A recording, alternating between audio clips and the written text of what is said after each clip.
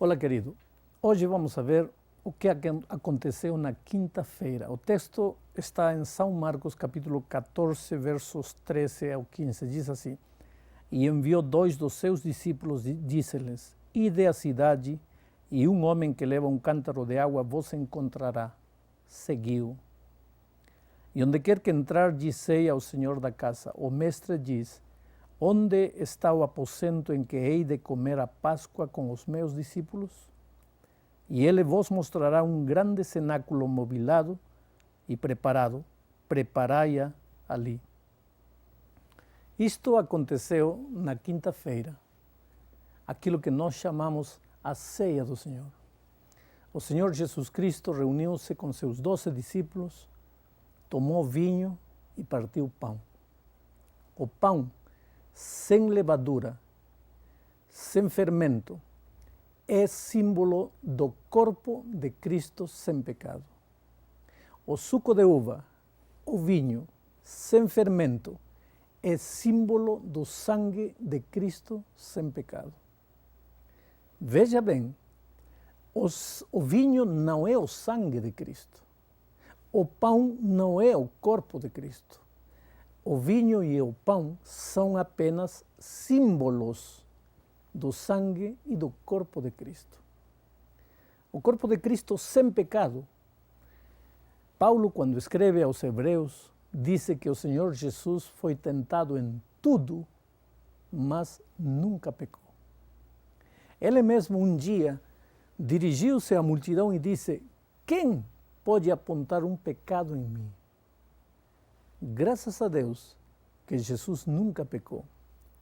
Porque se ele tivesse pecado, a Bíblia diz, o salário do pecado é a morte. Portanto, teria acontecido o maior cataclismo universal.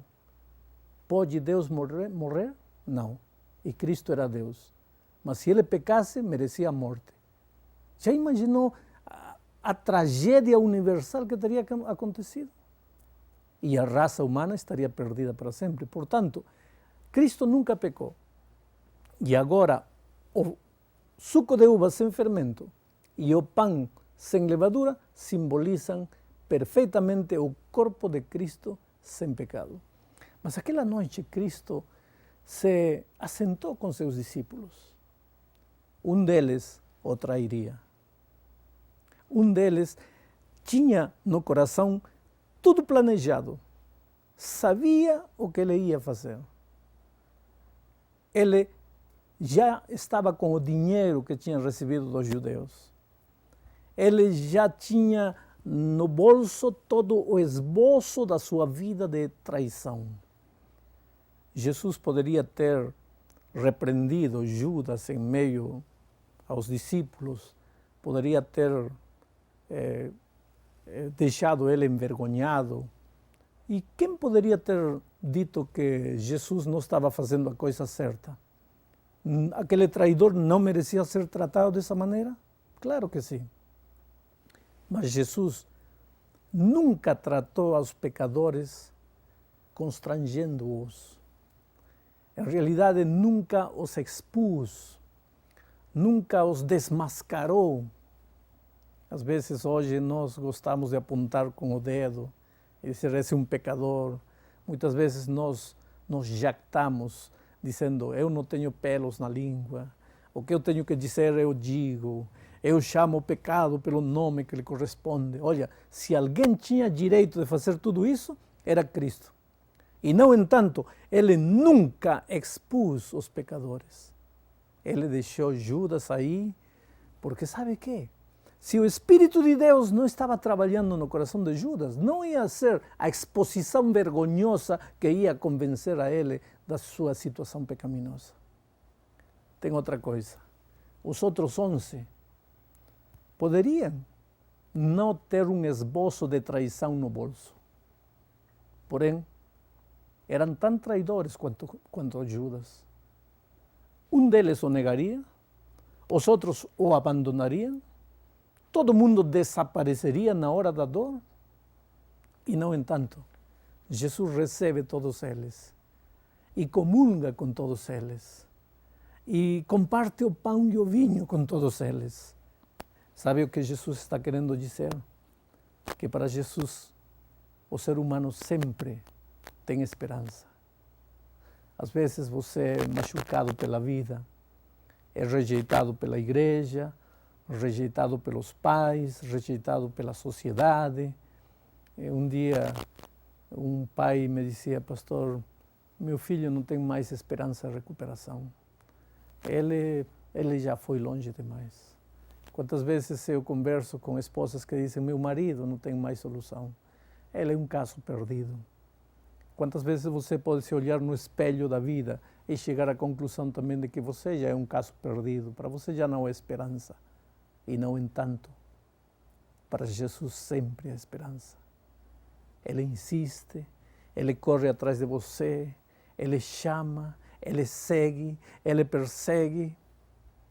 Você não vai se salvar unicamente se você chegar à conclusão de que você não quer ser salvo, porque se depender de Cristo, querido, Ele vai salvá-lo.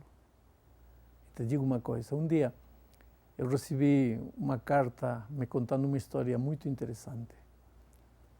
Um homem nasceu na igreja, nunca quis se batizar, foi às escolas cristãs, nunca quis se batizar. Ele dizia: não, quando eu for jovem, um dia foi jovem, não quis se batizar. Quando eu me formar na faculdade, um dia se formou na faculdade, não quis se batizar. Quando eu me casar, um dia se casou, não quis se batizar. Quando meu primeiro filho nascer, não quis se batizar. Quando meu primeiro filho for para a escola, não. E de repente um dia ele, com 65 anos, sempre dizendo não, não, não, um dia. Aos 65 anos sentiu-se mal, foi ao médico, fez um exame médico e descobriu que estava com AIDS. Então comprou 1 litro de veneno para rato, tomou, morreu, mas antes de morrer escreveu uma carta que dizia assim: Jesus bateu a porta em meu coração quando era criança, quando era adolescente, quando era jovem, quando era adulto.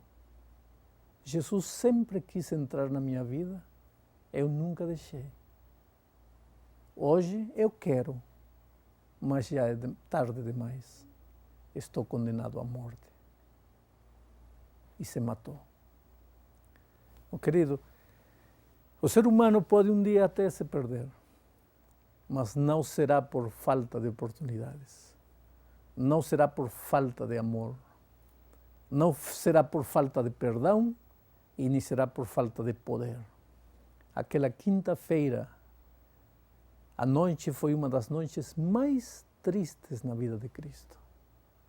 Ele foi preso, levado de um lado para outro, julgado injustamente por aqui, julgado injustamente por lá, finalmente sentenciado à morte, seminu, uma coroa de espinhos em seu rosto, o sangue escorrendo por sua pele.